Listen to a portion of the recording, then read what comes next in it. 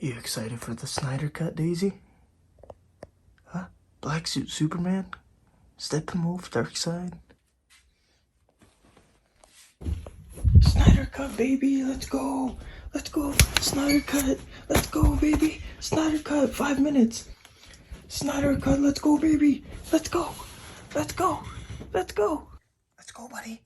You wanna watch the Snyder Cut, Daisy? Let's go! Come on! Let's go! Come on! Let's go! Let's go! Go, go, go, go, go! So it's March 18th, 2021. The Snyder Cut is out today and I'm super excited. Got the Batman shirt on, we've got the Justice League mug here. I refuse to go to the bathroom during the 4 hours. I want to just sit and enjoy this thing. 4 years later, let's finally watch this movie. So I just watched the Snyder Cut, and I've got to say right away, that was way better than the one we got in 2017. It's not perfect, but it's literally a night and day difference. This movie is 4 hours long compared to the 2-hour version we got from Joss Whedon, and I know a lot of people were worried about the runtime, but to be completely honest, I never got bored. There was just so much going on, and it never got boring. Everything just flowed really well. I did break the seal. I did have to go to the washroom. I tried my absolute hardest, but I couldn't. It was just really, really long. One thing that's really interesting to me is the 2017 version of Justice League has a 40% on Rotten Tomatoes, and the 2021 Snyder Cut is currently sitting at 78. So that just tells you right there how people are responding to the Snyder Cut. Lots of positive reviews, and people seem to really, really like it. And I'm one of those people that really enjoyed the movie, but I've got to say, it was criminal how much was cut out of the movie. Every 10 minutes or so, I got up and was like, how can you cut that from the movie? So many epic scenes, great storytelling, action, and more were chopped from the movie. I was so upset realizing how much was literally deleted from the movie, but I am so happy that Zack, all of the actors, and us, the fans, didn't back down and fought for this movie to be released. It's by far the best DC movie that's part of the DCEU, but anyways, let's hop into the review. So first, let's talk about the story. So in the 2017 version of Justice League, the story was one of the weakest spots of the movie, and the Snyder Cut feels like a completely different story. The added time allows us to understand what's going on fully and why everyone actually shows up to fight Steppenwolf.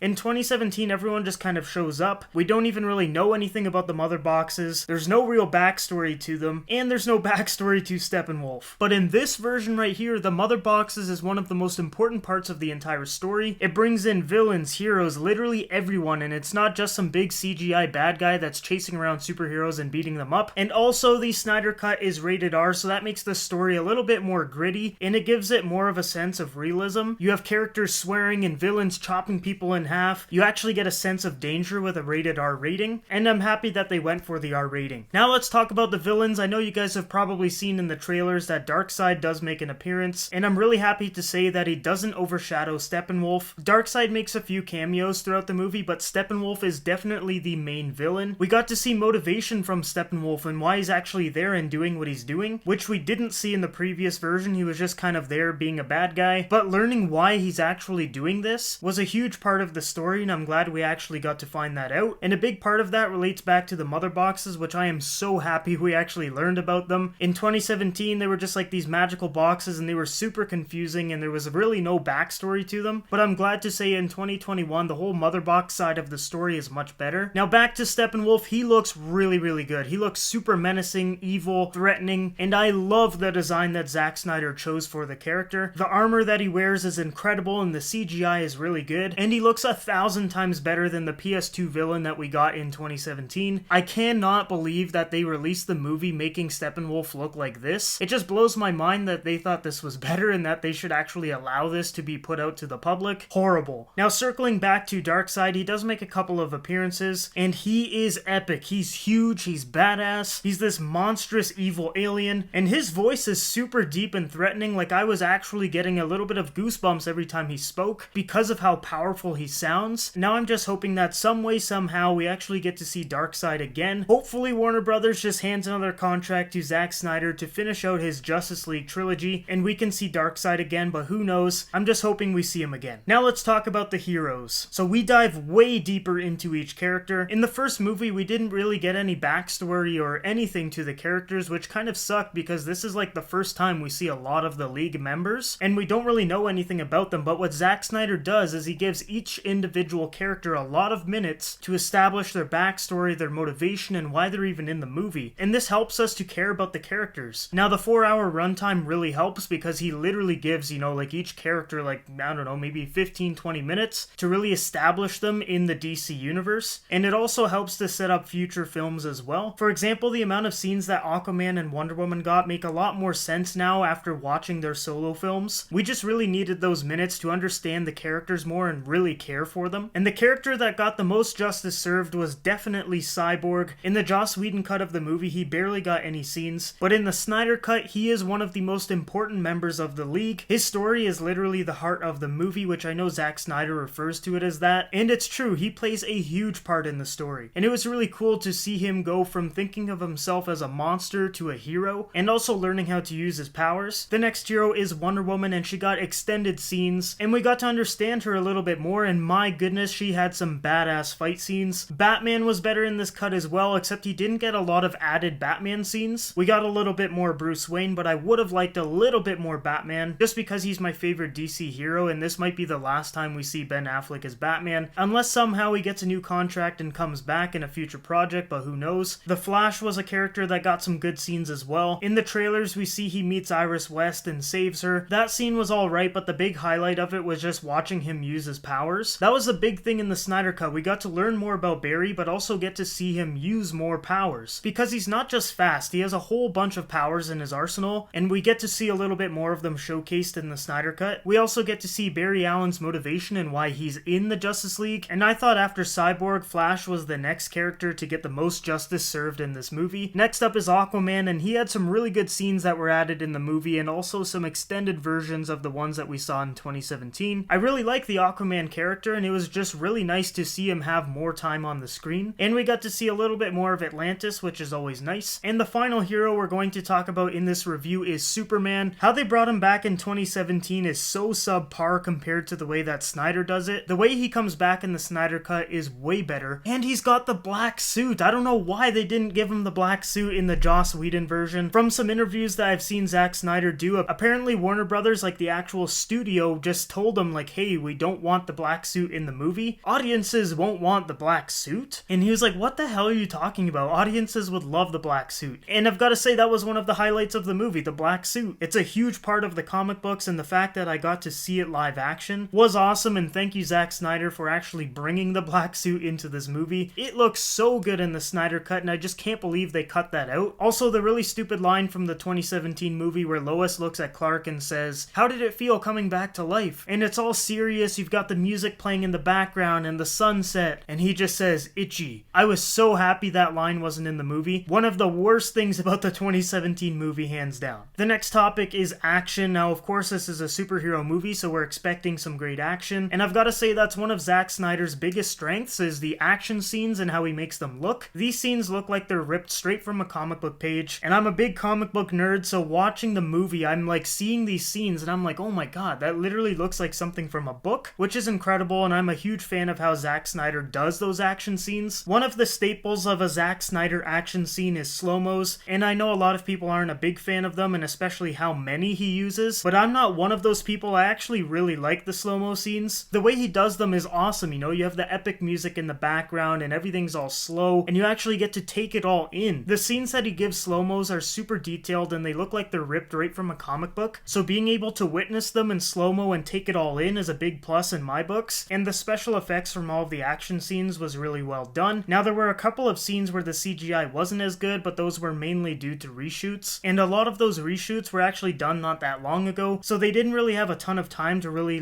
perfect everything and make it look really, really good. And on top of that, they didn't really have the budget to do so either. They basically got a little bit of money to finish the movie off, and that's pretty much it. So guys, my final thoughts on Zack Snyder's Justice League is that it is way better than the original that we got in 2017. There is a complete night and day difference between the two films, and I am so happy that Zack Snyder finally got his version of the movie out to the public, and that it's getting really positive reviews too. Now, hopefully something really crazy happens and they actually give him a new contract to direct some upcoming DC films. That would just make my day, because I do want to #restore the Snyderverse. I think if they actually have faith in him and let him direct the movie that he wants to make, then I think DC can actually make some really good movies. But if they try to control and meddle around with everything, then we get what happened in 2017. So I am going to give Zack Snyder's Justice League an A-. I really enjoyed the movie, and I hope Zack Snyder can create some more DC films in the future. Even if they want to go the whole multiverse route and just have like a Snyderverse and then create their own DC universe, literally anything, I just want to see what this guy had planned. And from the storyboards that were leaked, it actually looks like a really interesting story. But anyways, I had a great time watching Zack Snyder's Justice League. I highly recommend it, and it's easily the best DC film that's been released in a long time. So guys, let me know down below in the comments what you guys thought of the movie. Did you think it was better, and do you want Zack Snyder to come back and direct an upcoming film? I definitely do, as I've been saying throughout the review, but I guess we'll just have to wait and see. Thanks again for watching. If you guys are new to the channel, make sure you like and subscribe. I hope you guys all have a great day, and I will see you guys in the next video.